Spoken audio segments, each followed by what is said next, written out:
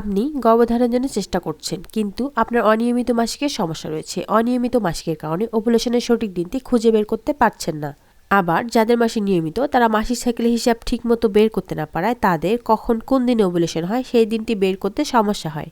অনিয়মিত ও নিয়মিত মাসিকের মহিলারা যদি তাদের মাসিক সাইকেলের হিসাব ঠিকমতো রাখেন, তাহলে খুব সহজে ওভুলেশনের সঠিক দিনটি বের করতে পারবেন।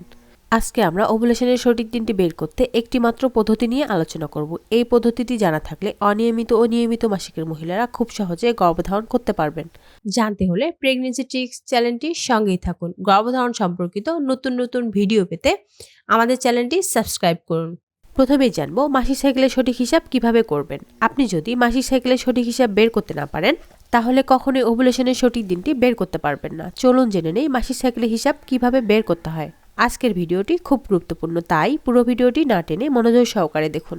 অনেকেই প্রশ্ন করে থাকেন যে কারো মাসিক 21 দিনের, আবার কারো মাসিক 28 দিনের, এভাবে 30, 32, 35 দিনের মাসিক সাইকেলের কথা বলে থাকেন, কিন্তু এর হিসাব কিভাবে করেন? ধরুন আপনার মাসিক শুরু হয়েছে জানুয়ারির 1 তারিখে, কিন্তু আপনার মাসিক কবে বন্ধ হয়েছে সেটি মাসিক সাইকেলের হিসাবের বিষয় না। তাই আপনার মাসিক যদি জানুয়ারি 1 তারিখে শুরু হয় এবং পরবর্তী মাসিক যদি জানুয়ারি 30 তারিখে আবার শুরু হয়, তাহলে জানুয়ারি 1 তারিখের প্রথম দিন ধরে পরবর্তী মাসের শুরুর আগের দিন 29 তারিখ পর্যন্ত হিসাব রাখবেন। এভাবে জানুয়ারি 1 তারিখের প্রথম দিন এবং পরবর্তী মাসে শুরু হয় জানুয়ারি 30 তারিখ, তাহলে 29 তারিখকে সেই দিন ধরে হিসাব রাখবেন।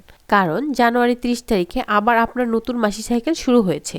তাহলে জানুয়ারি 1 তারিখের প্রথম দিন এবং 29 তারিখকে সেই দিন ধরলে আপনার মাসিক সাইকেল হবে 29 দিনের। আবার আপনার যদি জানুয়ারি 1 তারিখে মাসিক হয় এবং পরবর্তী মাসিক ফেব্রুয়ারির 5 তারিখে শুরু হয়, সেই ক্ষেত্রে আপনার মাসিক সাইকেলের দৈর্ঘ্য হবে জানুয়ারি 1 তারিখ থেকে ফেব্রুয়ারি 4 তারিখ পর্যন্ত, অর্থাৎ 1 তারিখ থেকে 4 তারিখ পর্যন্ত হিসাব করলে হয় 35 দিন। এখানে আপনার মাসিক সাইকেলের দৈর্ঘ্য হবে 35 দিনের। এখানে আমি জানুয়ারি মাস ধরে হিসাব করলাম, তবে এটি যে কোনো মাসে যে কোনো দিনই হতে পারে।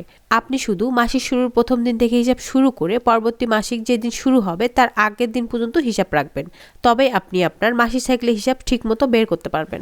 মাসিক সাইকেলের হিসাব ঠিকমতো বের করতে পারলেই ওভুলেশনের দিনটিও সহজেই খুঁজে বের করতে পারবেন।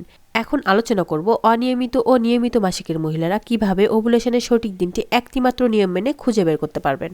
ধরুন আপনার মাসিক সাইকেল 35 দিনের। এখন আপনি 35 দিন থেকে 14 বিয়োগ করুন। 35 থেকে 14 বিয়োগ করলে পাওয়া যায় 21, অর্থাৎ যাদের মাসিক সাইকেলের দৈর্ঘ্য 35 দিনের তাদের 21তম দিনে ওভুলেশন হবে।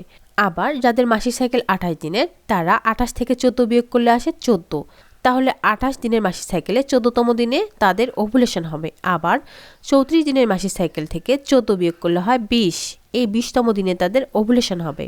24 দিনের মাসিক সাইকেল থেকে 14 বিয়োগ করলে হয় 10, 10তম দিনে তাদের ওভুলেশন হবে। যাদের মাসিক সাইকেল 45 দিনে, সেখান থেকে 14 বিয়োগ করলে হবে 31, অর্থাৎ 31তম দিনে আপনার ওভুলেশন হবে।